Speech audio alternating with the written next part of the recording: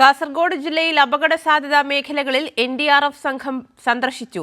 ദേശീയപാത നിർമ്മാണം നടക്കുന്ന ചെറുവത്തൂർ, വീരമലക്കുന്ന്, മട്ടലായി തുടങ്ങിയ സ്ഥലങ്ങളിലാണ് NDRF സംഘം സന്ദർശനം നടത്തിയത്. NDRFന്റെ 26-അംഗ സംഘമാണ് പരിശോധന നടത്തിയത്. കാലവർഷത്തിൽ കാസർഗോഡ് ജില്ലയിലെ അപകട സാധ്യതയുള്ള പ്രദേശങ്ങളിലാണ് NDRF സംഘം പരിശോധന നടത്തിയത്.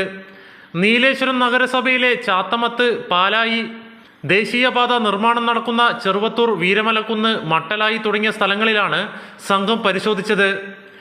NDRF ചെന്നൈ ആർക്കോണം 4-ാം യൂണിറ്റിലെ ടീം കമാൻഡർ അർജുൻ പാൽ രജപുത്, SI വികാസ് യാദവ് എന്നിവരുടെ നേതൃത്വത്തിലുള്ള 26-അംഗ സംഘമാണ് പരിശോധന നടത്തിയത്.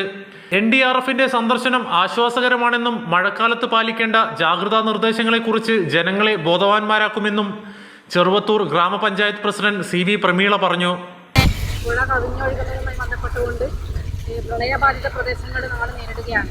ഈ ഒരു സാഹചര്യത്തിൽ NDRFന്റെ ടീം ഇന്ന് രാവിലെ തന്നെ ചെറുവത്തൂരിൻ്റെ വിവിധ ഭാഗങ്ങളിൽ സന്ദർശിക്കുകയും വേണ്ടുന്ന നിർദ്ദേശങ്ങൾ തന്നിരിക്കുകയാണ്.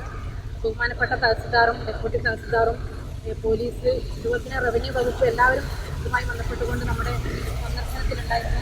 പഞ്ചായത്ത് സെക്രട്ടറി ഉൾപ്പെടെയുള്ളവരുണ്ടായിരുന്നു.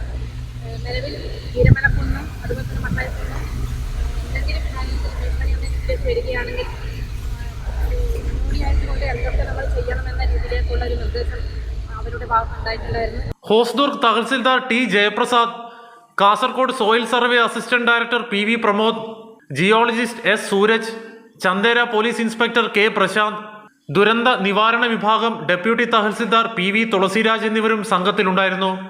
ദേശീയപാത നിർമ്മാണത്തിൽ അപകട ഭീഷണി നിലനിൽക്കുന്ന പ്രദേശങ്ങളിൽ ഡ്രോൺ പരിശോധന നടത്തുവാൻ ജില്ലാ ഭരണകൂടം കഴിഞ്ഞ ദിവസം തീരുമാനിച്ചിരുന്നു. കൈരളി ന്യൂസ്, കാസർഗോഡ്.